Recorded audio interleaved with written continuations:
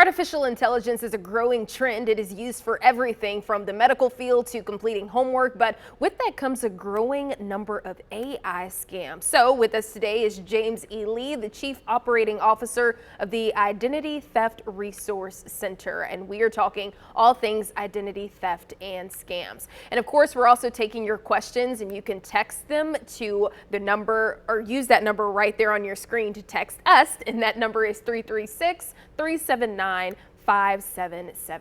So let's get started. Thanks so much for joining us. Well, thank you for asking. All right, here we go. So what are the key findings that are highlighted in the recent reports of misuse?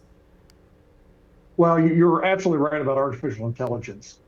We've seen a dramatic improvement in the quality of scams.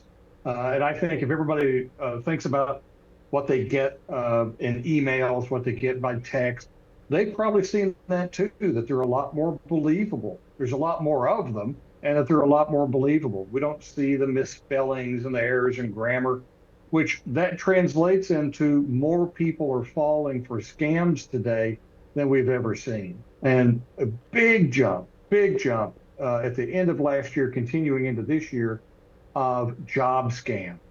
So very believable, kind of lures trying to get you to give personal information when you think you're actually applying for a job, but you're not.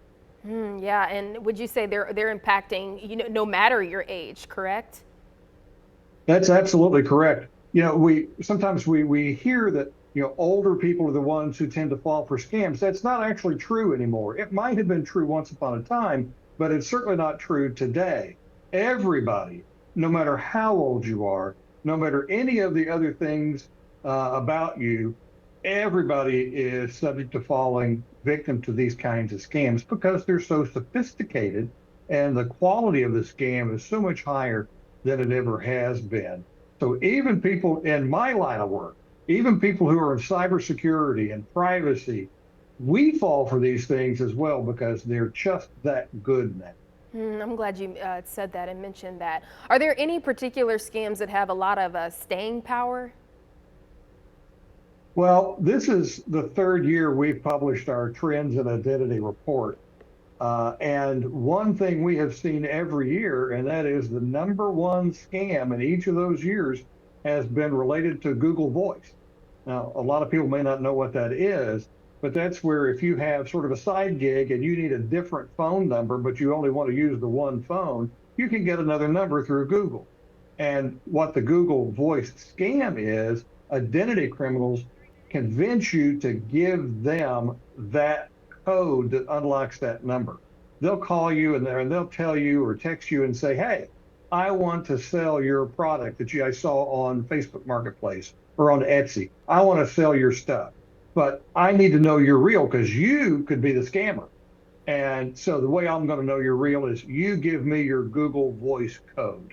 Well, the first thing Google tells you is never give anyone the Google Voice code because then they'll be able to take over your number. So that's what happens. People think they're working with a legitimate business. They're not. They give them that code, they take over that number, and then they lose control of their business or whatever reason they're using that Google Voice code. And we've seen that now for 3 years running as the number one scam. Oh no. Well, what are the impacts of scams in general?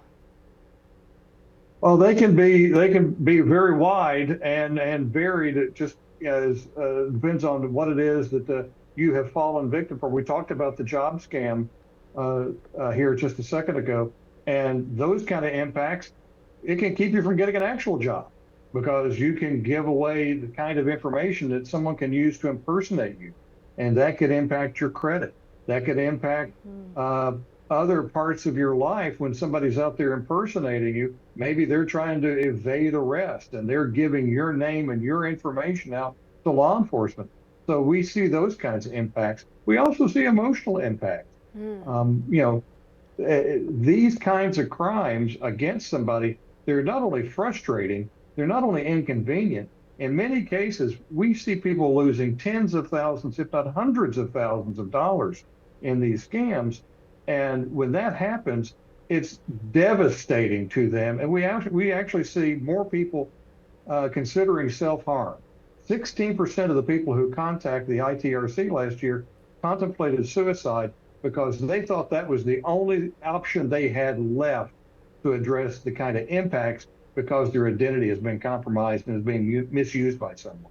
My goodness. I love how you mentioned emotional impact as well too. I mean, that could just really take a toll on you. It absolutely can, and that's one of the things that we work to educate people about all the time. Not just individuals, but also government agencies and educational institutions and businesses, that these crimes are not victimless crimes, and they don't have just a casual impact. It's not just an inconvenience to people. It can be serious long-term issues that in some cases it takes years to resolve. And we have to begin to think about identity crimes very differently. Identity crimes today are the single most committed crime in the United States, more than all violent crimes combined. Yet we don't have the same sort of support structure. But from an emotional standpoint, it is very similar to those violent crimes that we all see on the news every night and we read about. So we have to think about identity crimes and how we support people very differently.